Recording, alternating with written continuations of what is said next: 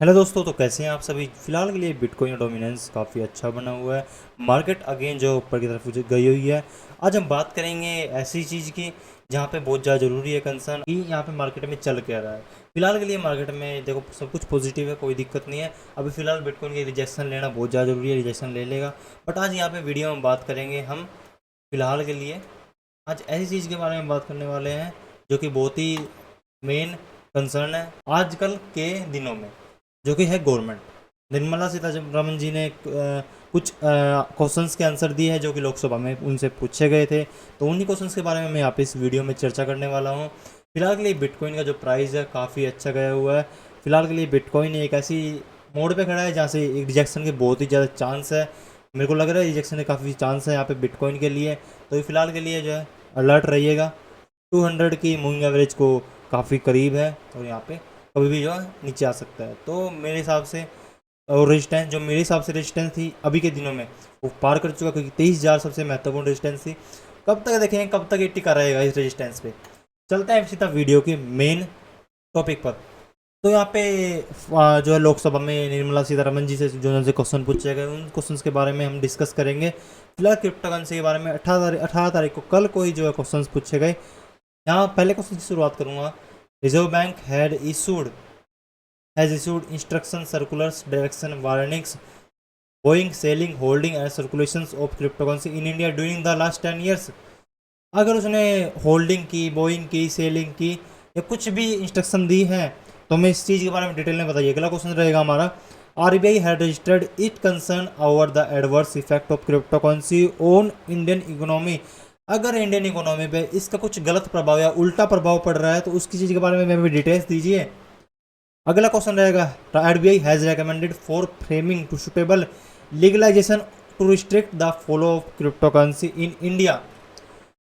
सब कुछ जो भी चल रहा है फिलहाल के लिए लीगलाइज करने के लिए क्रिप्टो करेंसी को, उस पर आगे आने वाले टाइम पे क्या चीज़ होने वाले और क्या होगा उस बारे में भी रेकमेंड कर रही है RBI, और इस बारे में चर्चा कर रही है RBI। इस चीज़ के बारे में हमको तो बताइए।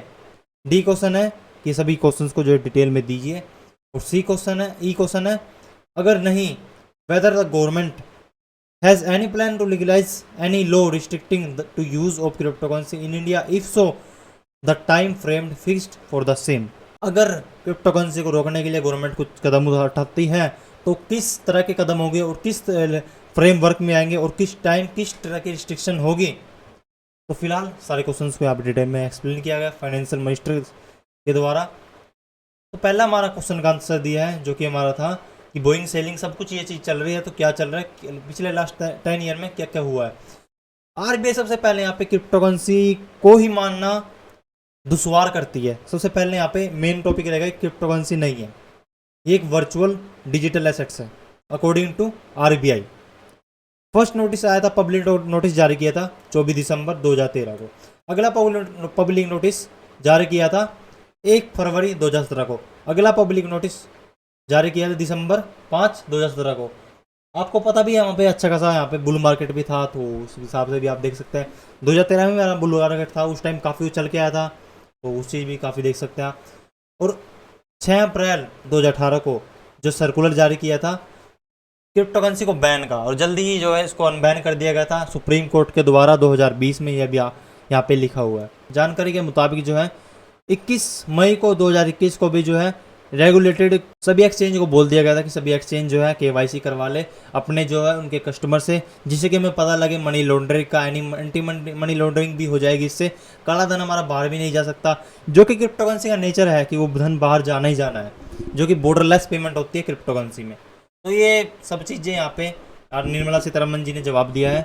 तो यहाँ पे अगला जो क्वेश्चन था हमारा, यहाँ पे adverse effect of crypto currency का इंडियन इकोनॉमी के ऊपर क्या प्रभाव पड़ता है। तो यहाँ पे निर्मला सीतारमन जी ने बोला है yes sir, RBI has registered to concern to adverse effect. RBI जो है यहाँ पे हम जो है यहाँ पे RBI के साथ डिस्कस कर रहे हैं कि क्या इंडियन इकोनॉमी के ऊपर क्या प्रभाव पड़ सकते हैं। RBI mention that crypto currency are not a currency. मैंने चीज़ पहले ही बोल लिया, crypto currency not a currency, ये RBI मानती है, क्योंकि RBI मानते हैं जो भी नोट या कोई भी सिक्का जो सेंट्रल गवर्नमेंट जारी करती है उसको ही करेंसी माना जाता है, जो कि लीगल टेंडर होती है। हम क्रिप्टो करेंसी को जो है लीगल टेंडर नहीं मान सकते, जो कि इसके लिए जो है, इसीलिए हम उसको क्रिप्टो करेंसी, इसीलिए हम उसको करेंसी नहीं कहते, इसीलिए हम उसको जो है एसेट्स कह सकते हैं।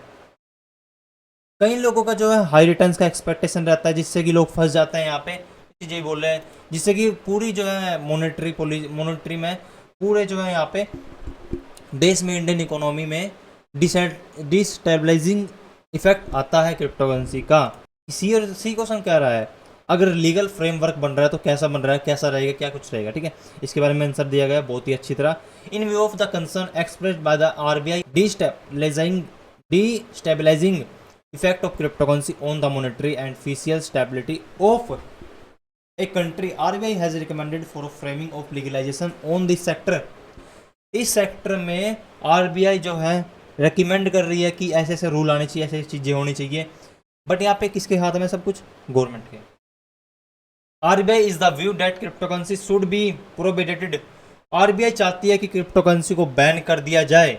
RBI is also recommended to ban crypto currency, जो कि 2018 में किया भी गया था, और यहाँ पे अगेन जो 2020 में यहाँ पे हमारे एक्सचेंज जो केस जीत चुके थे, वो भी काफ़ी अच्छी चीज़ थी, वो भी काफ़ी यादगार चीज़ थी मेरे लिए। आखिरी में बोला गया crypto currency are by defining borderless and require international collaboration.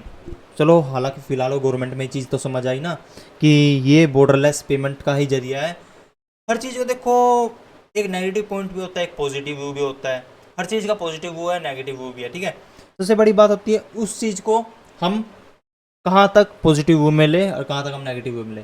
फिलहाल क्रिप्टो करेंसी एक ऐसी चीज़ बन चुकी है जिसको कि नेगेटिव व्यू में ही लेना काफ़ी लोग पसंद करते हैं। अगली बात करूँ, therefore any legalization of regulation और for banning can be effective only after significant international collaboration on evaluation of the risk and benefits of evaluation of common taxonomy and standards. Nirmala Sitharaman ji ने साफ साफ बात कही है, अगर हम क्रिप्टो करेंसी से रिलेटेड कोई रूल रेगुलेशन बनाएंगे तो इंटरनेशनल कोलैबोरेशन होना बहुत ज़्यादा ज़रूरी है। इस माध्यम से पूरी दुनिया को बताना चाहती है कि इंटरनेशनल कोलैबोरेशन बहुत ज़्यादा ज़रूरी है, क्योंकि अगर हम यहाँ से बैन कर देंगे, सभी को पता है, अगर हम यहाँ से बैन कर देंगे, मैं in the point of government के पॉइंट में मैं अभी बात कर रहा हूँ, गवर्नमेंट के पॉइंट ऑफ व्यू से मैं अभी बात कर रहा हूँ। अगर क्रिप्टो करेंसी को हम बैन कर देंगे तो फिर भी जो है इंटरनेशनल में चल जाएगी। इंटरनेशनल एक्सचेंज तो फिर भी काम करेंगे। अगर आप इंडियन एक्सचेंज को बंद कर दोगे तो इंटरनेशनल में P2P तो चलना ही है, सभी को पता है P2P। तो वही चीज़ गवर्नमेंट समझाने की कोशिश कर रही है कि ये चीज़ें होती है, ये चीज़ें नहीं होती। तो मैं एक चीज़ कहना चाहता हूँ, देखो टाइम लगेगा रियलाइजेशन होने में, तो फिलहाल इंतज़ार कीजिए, काफ़ी चीज़ें होने वाली आने वाले टाइम पे, और काफ़ी चीज़ें होगी, आई नो काफ़ी चीज़ें होगी, बट यहाँ पे इंतज़ार बहुत ज़्यादा ज़रूरी है, पेशेंस बहुत ज़्यादा ज़रूरी है। मानता हूँ 1% TDS, 30% tax, flat tax, no set off loss, काफ़ी चीज़ें यार, कोई दिक्कत नहीं है। आने वाले टाइम पे गवर्नमेंट ये चीज़ें काफ़ी खुद समझेगी, तो आप होप मत छोड़िए। Don't under estimate the power of crypto currency, क्योंकि टेक्नोलॉजी है, टेक्नोलॉजी की तरह लीजिए, यहाँ पे गैम्बलिंग मत कीजिए प्लीज़, हाथ जोड़ के यही विनती करता हूँ।